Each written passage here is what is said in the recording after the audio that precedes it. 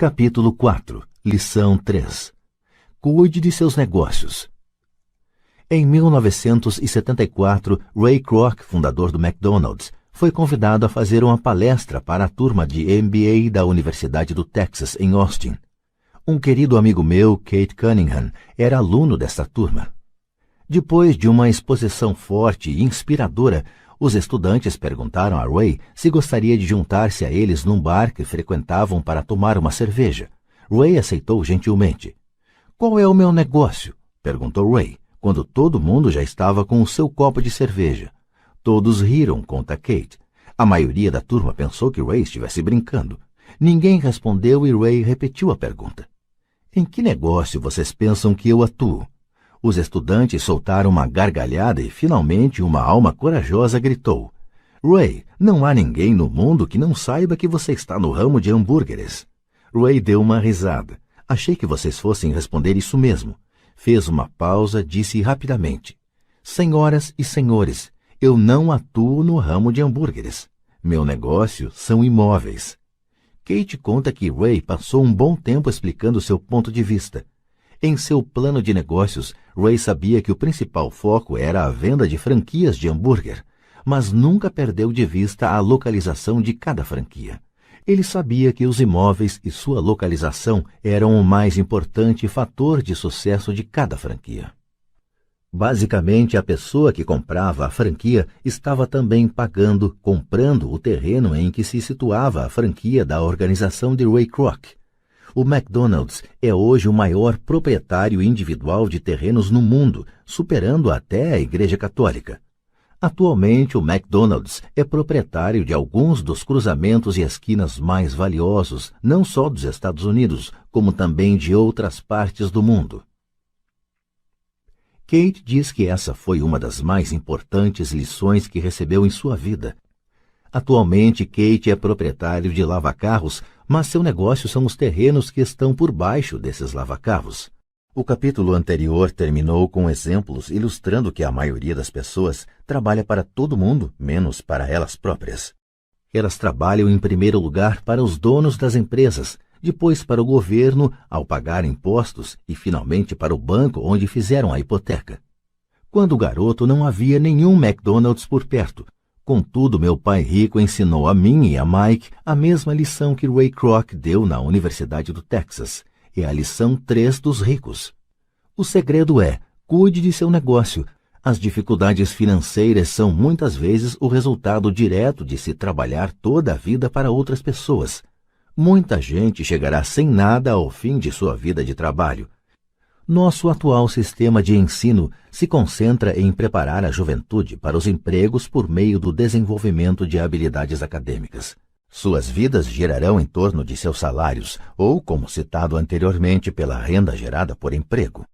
Depois de desenvolvidas as habilidades acadêmicas, os estudantes vão para níveis mais elevados de ensino a fim de desenvolver suas habilidades profissionais. Eles estudam para tornar-se engenheiros, cientistas, cozinheiros, policiais, artistas, escritores, etc.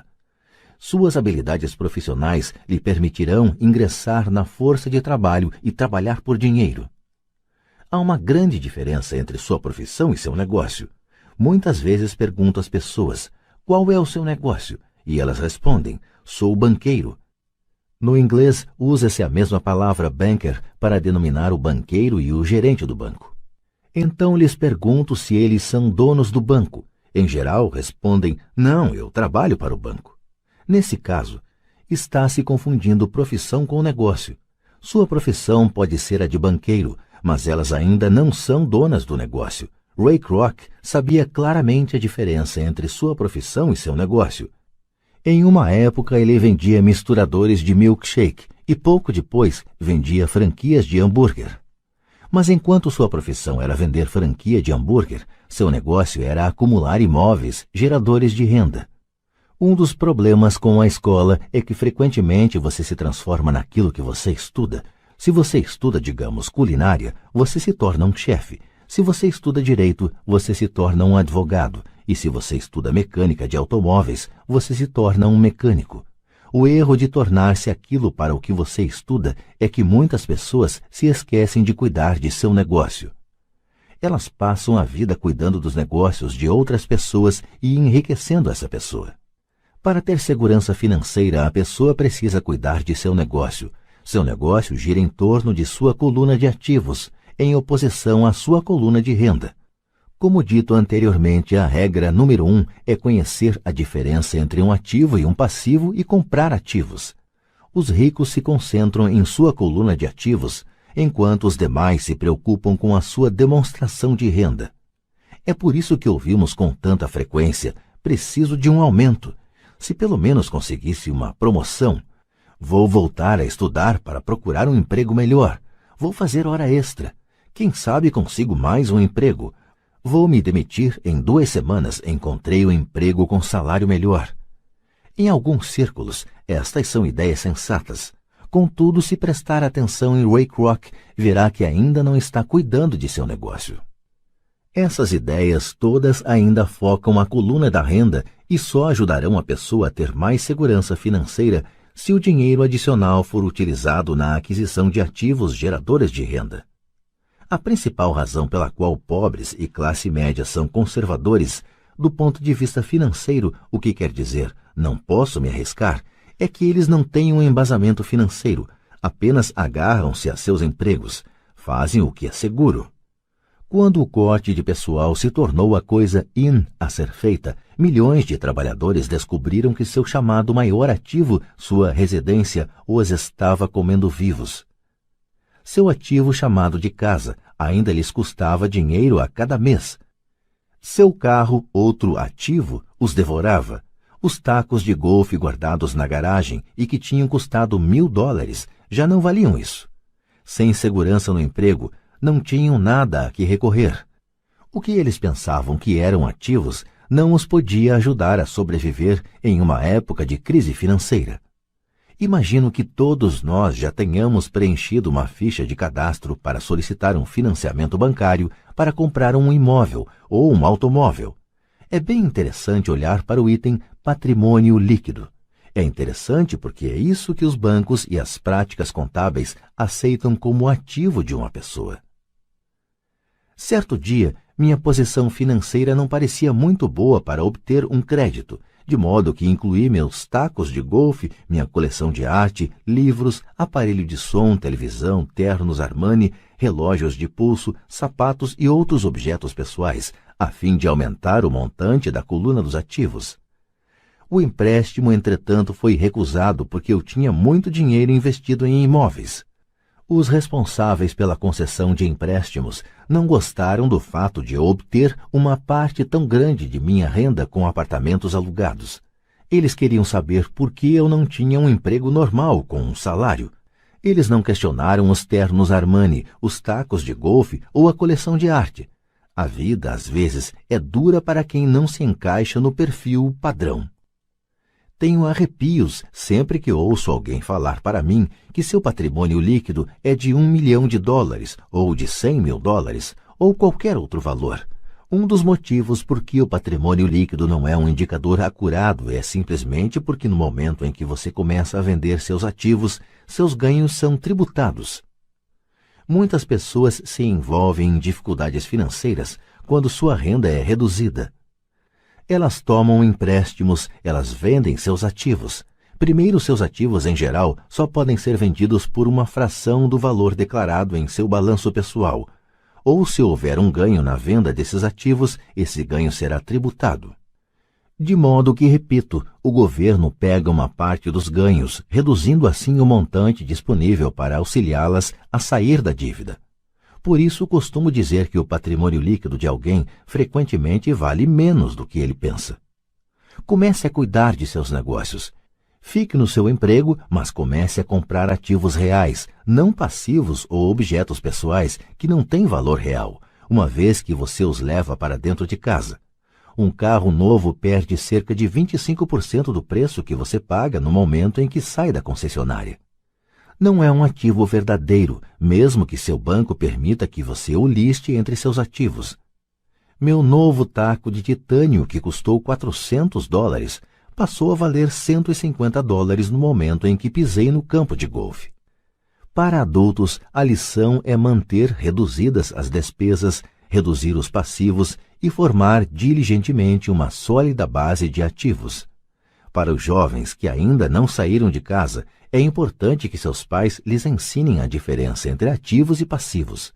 Faça com que seus filhos comecem a construir uma firme base de ativos antes que saiam de casa, casem, comprem casa, tenham filhos e se encontrem em uma situação financeira difícil, agarrando-se a um emprego e comprando tudo a crédito. Vejo muitos jovens casarem e se verem aprisionados em um estilo de vida que não lhes permite sair do atoleiro das dívidas durante a maior parte dos anos de trabalho. Frequentemente, quando o último filho sai de casa, os pais constatam que não se prepararam adequadamente para a aposentadoria e começam a tentar poupar algum dinheiro. Então, seus próprios pais adoecem e eles se deparam com novas dificuldades. Qual o tipo de ativo que sugiro a você ou a seus filhos adquirirem? No meu mundo, ativos reais se agrupam em várias categorias diferentes. 1. Negócios que não exigem minha presença. Sou o dono deles, mas eles são administrados por outras pessoas. Se eu tiver que trabalhar neles, não é um negócio, torna-se uma profissão. 2. Ações. 3. Títulos. 4. Fundos mútuos. 5. Imóveis que geram renda. 6. Promissórias. 7. Royalties de propriedade intelectual como música, escritos, patentes. 8. Tudo o que tenha valor, gere renda ou se valorize e tenha um mercado líquido. Quando garoto, meu pai instruído me incentivava a procurar um emprego seguro. Meu pai rico, por outro lado, me incentivava a começar a adquirir ativos que me agradassem. Se você não gostar deles, você não cuidará deles. Comecei a adquirir imóveis simplesmente porque adoro prédios e terrenos. Gosto de comprá-los. Poderia buscá-los o dia todo. Quando surgem problemas, não são tão graves que mudem meu apreço pelos imóveis. Pessoas que detestam imóveis não deveriam comprá-los. Adoro ações de pequenas empresas, especialmente aquelas que estão iniciando suas atividades. A razão é que eu sou um empreendedor, não um homem da grande empresa. Quando jovem, trabalhei em grandes organizações como a Standard Oil da Califórnia, a Marinha dos Estados Unidos e a Xerox Corp. Apreciei o tempo que lá passei e tenho boas lembranças, mas eu sabia lá no fundo que não era um homem de organização. Gosto de iniciar empresas, não de dirigi-las. Então compro, em geral, ações de pequenas empresas e, às vezes, até inicio a empresa e depois a levo ao mercado. Podem-se fazer fortunas com a emissão de novas ações e eu gosto desse jogo. Muitas pessoas têm medo de pequenas empresas e as consideram arriscadas, e de fato o são. Mas o risco sempre é diminuído se você gostar daquilo em que está investindo, entendê-lo e conhecer o jogo.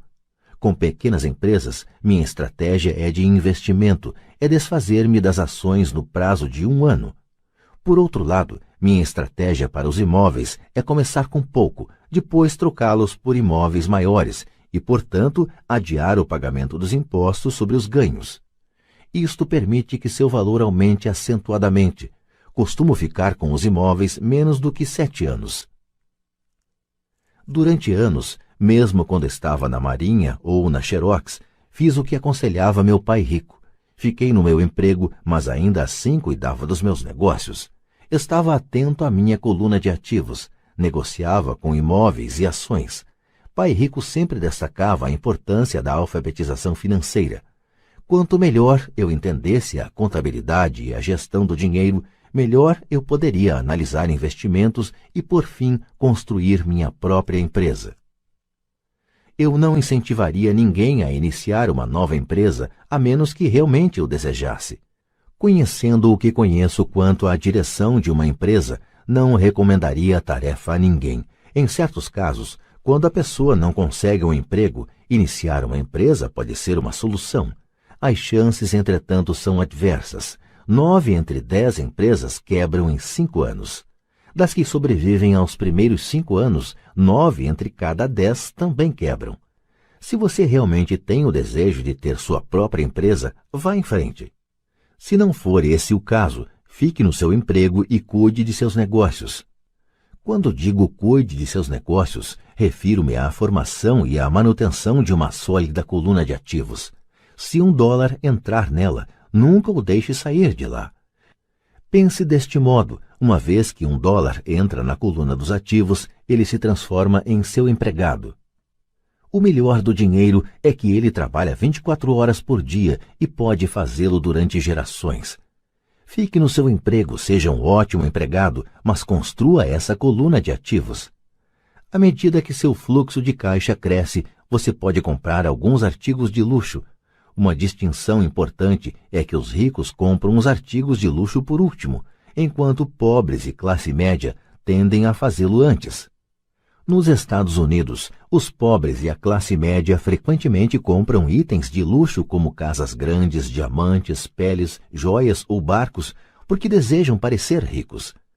Parecem ricos, mas na verdade estão afundando em dívidas. As pessoas que já têm dinheiro, os ricos a longo prazo, constroem primeiro sua coluna de ativos. Então, com a renda gerada por sua coluna de ativos, compram os artigos de luxo. Os pobres e a classe média compram artigos de luxo com seu próprio suor, sangue e com a herança de seus filhos. Um luxo verdadeiro é uma recompensa por ter investido e desenvolvido uma coluna de ativos. Por exemplo, quando minha mulher e eu auferimos uma renda maior com nossos apartamentos, ela comprou sua Mercedes. Ela não fez nenhum trabalho extra ou arriscou sua parte porque os imóveis compraram o carro. Contudo, ela teve que esperar durante 4 anos enquanto o portfólio de imóveis crescia e finalmente começou a gerar suficiente renda extra para pagar o carro. Mas o luxo, a Mercedes, foi uma verdadeira recompensa. Ela provou que sabia como aumentar sua coluna de ativos. Esse carro significa muito mais para ela do que apenas outro carro bonito. Significa que utilizou sua inteligência financeira para adquiri-lo. O que muita gente faz é comprar compulsivamente um carro ou outro bem de luxo a crédito. Podem estar se sentindo entediadas e desejam apenas um brinquedo novo. Comprar um luxo a crédito leva alguém mais cedo ou mais tarde a se ressentir desse luxo, porque o endividamento se torna um ônus financeiro. Depois que você dedicou seu tempo e investiu em seus negócios, está pronto para acrescentar o toque mágico. O maior segredo dos ricos. O segredo que põe os ricos muito à frente da multidão. A recompensa no fim da estrada por ter dedicado diligentemente seu tempo para cuidar de seus negócios.